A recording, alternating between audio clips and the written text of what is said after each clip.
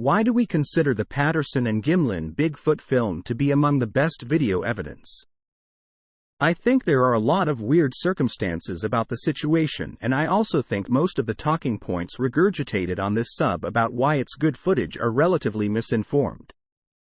The Abominable Snowman of the Himalayas came out 10 years earlier in 1957 and set a strong precedent for the story of Bigfoot to be profitable. A newspaper called the Humboldt Times referred to the creature in the film as Bigfoot, which we've been calling it ever since. It seems like a very profitable marketing strategy to then come out 10 years later and say we saw Bigfoot, thus tapping into the profitability of past media like the Abominable Snowman of the Himalayas, rather than being objective about the situation, saying that you filmed an unclassified primate living in the North American wilderness. It would be sort of like me filming someone who looks like a vampire and saying, "Look, I filmed Dracula." There is a clear commercial incentive behind phrasing your findings that way. In 1967, Patterson went on to copyright the name Bigfoot, showing that he always had money at the front of his mind. In the summer of 1967, apparently after getting $700 from the Radfords and shooting some of his documentary, they tried unsuccessfully to attract investors to help further fund his Bigfoot movie, showing again that this situation was at minimum at least as much about making money as it was making an honest, informative documentary about this creature.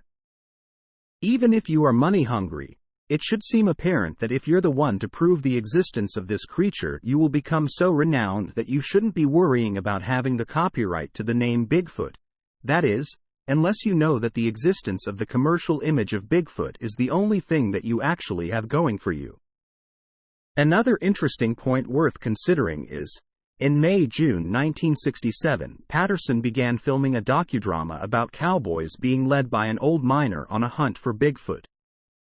The storyline called for Patterson, his Indian guide Gimlin in a wig, and the cowboys to recall in flashbacks the stories of Fred Beck of the 1924 Ape Canyon incident and others as they tracked the beast on horseback. For actors and cameraman, Patterson used at least 9 volunteer acquaintances, including Gimlin and Bob Aronimous. For 3 days of shooting, Patterson would have needed a costume to represent Bigfoot if the time came to shoot such climactic scenes.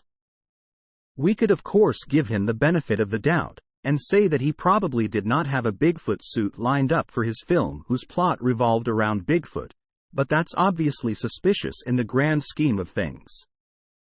That being said, just because he was greedy doesn't mean the footage is fake, and even if it were fake, that doesn't negate the existence of Sasquatch. This is just stuff worth considering in the context of this sub's consideration that the PG film is among the best video evidence for Sasquatch. People often talk about how if it is a man in a suit, it has to be an unbelievably good suit, something that Patterson and Gimlin wouldn't have had access to in 1968. Let's keep in mind that these people were not poor, and Patterson was an artist familiar with the film industry. Can you guess which movie came out 6 months after the PG encounter? Planet of the Apes. In fact, filming for this movie took place between May 21 and August 10, 1967, in California, Utah, and Arizona. If people were capable of making costumes of that caliber at the time, it's certainly plausible that the technology and craftsmanship was available to create a suit of Patty caliber. If they were able to develop suits with human-like facial expressions that turned out well on state-of-the-art Hollywood-caliber cameras, I'm sure it would be an order of magnitude easier to make them look believable on the camera used by Patterson and Gimlin. If you think Patty's leg jiggle is too convincing, I recommend you go and watch the first Planet of the Apes movie before making that judgment. This is a picture that Patterson drew a year before the PG encounter, of a female Sasquatch with large breasts walking broadside across a clearing. Here is a Patterson sketch from 1966 alongside his film from a year later.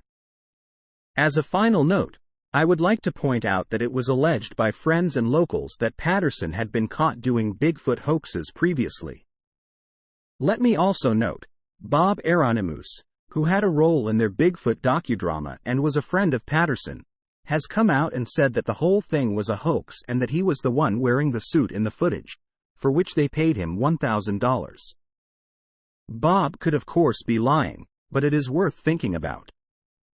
In summary, there was enormous monetary incentive behind Patterson and Gimlin getting the leg up on the Bigfoot story for their film and documentary, and we can easily discern that they were financially motivated individuals. We can also say that the craftsmanship and knowledge base to create a costume of that caliber absolutely existed at the time, as Planet of the Apes was being filmed only a month later, and we know that Patterson had been involved in Bigfoot hoaxes before.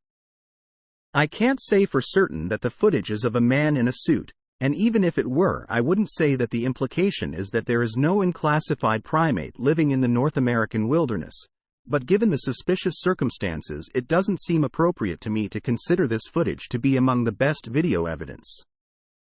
Post from user Orgadowner 69420 at Bigfoot at Reddit. Comments.